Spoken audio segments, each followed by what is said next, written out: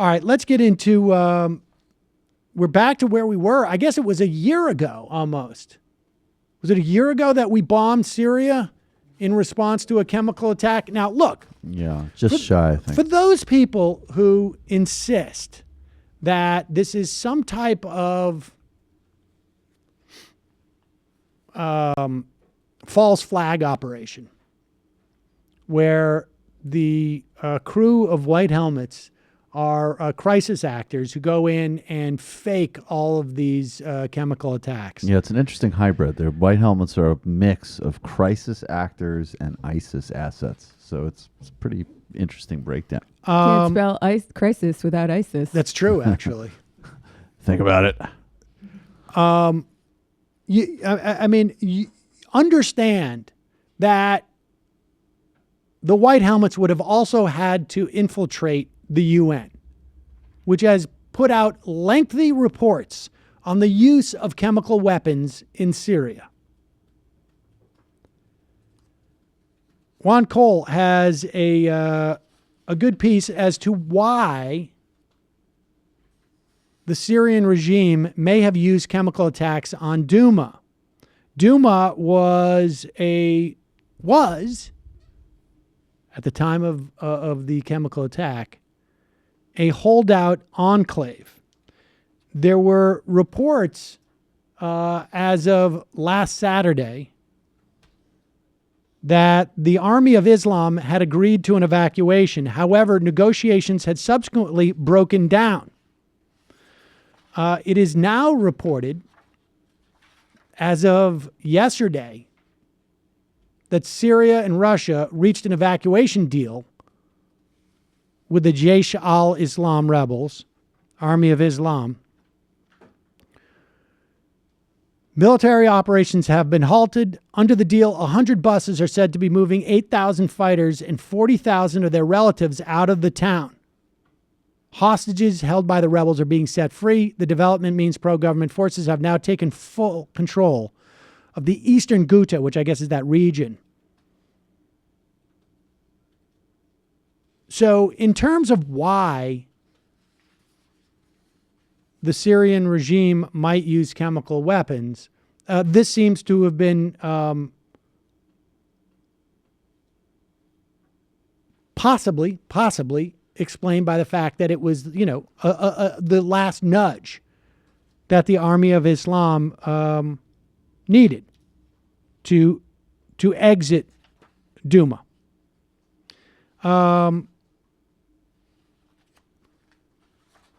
With all this said, it does not necessarily follow that we should be bombing Syria or that we should maintain any type of military operations there.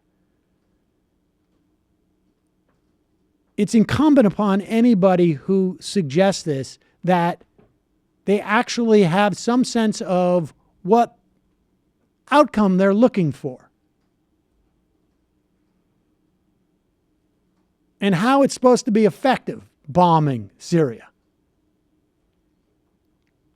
The only thing that we are doing in terms of Syria at this point, as far as I can tell, is we have now frozen $200 million that were part of a promised reconstruction recovery fund to the UN that was supposed to be paid over the weekend.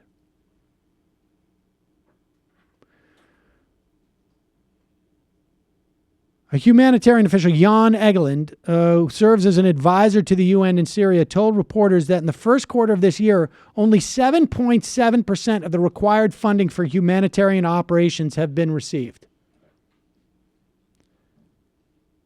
White House is freezing $200 million in funds that were supposed to support recovery and reconstruction of areas liberated from ISIS. So that it's not a crap box there and ISIS returns. One of those areas is Raqqa. That was the former de facto capital of ISIS. About a week ago, 25 UN humanitarian experts submitted the UN's first comprehensive needs assessment for the town of Raqqa. It is a city of 100,000 people with virtually no public services, just destroyed. So if people are genuinely concerned about helping the Syrian people, the first thing you should do is accept more refugees. The second thing you should do is protest for funds to get to Syria to help Syrians. And we also, I will add, we should keep a U.S. military presence in Rojava for now so that the Kurds don't fall like they did in Afrin.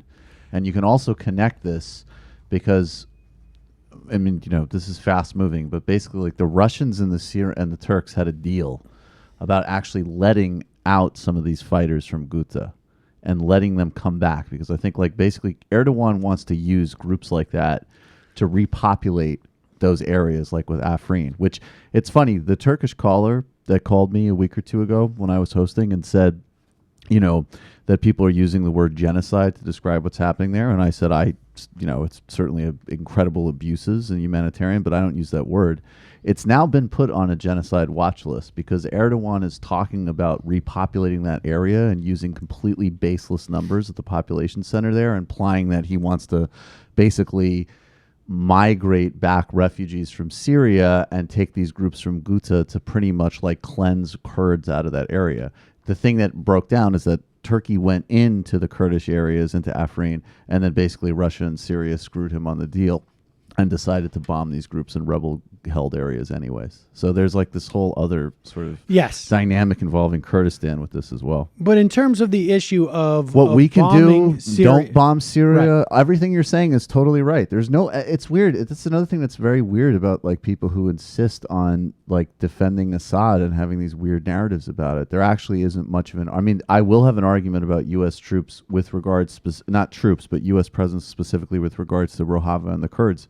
But in general, like we all agree. I'm just saying you don't need to lie and have a conspiracy theory to get to the same policy.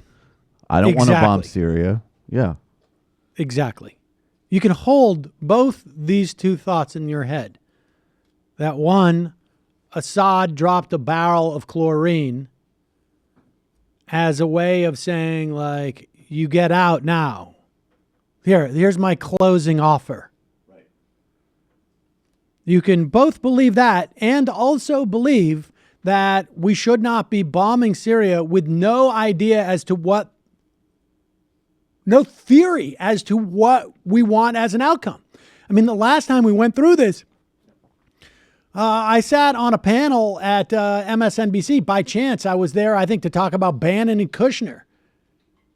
And we got word at the 8 p.m. show that the bombing of Syria was imminent within an hour. I was the only person on MSNBC, I think, until midnight, who was saying, how could we possibly bomb Syria?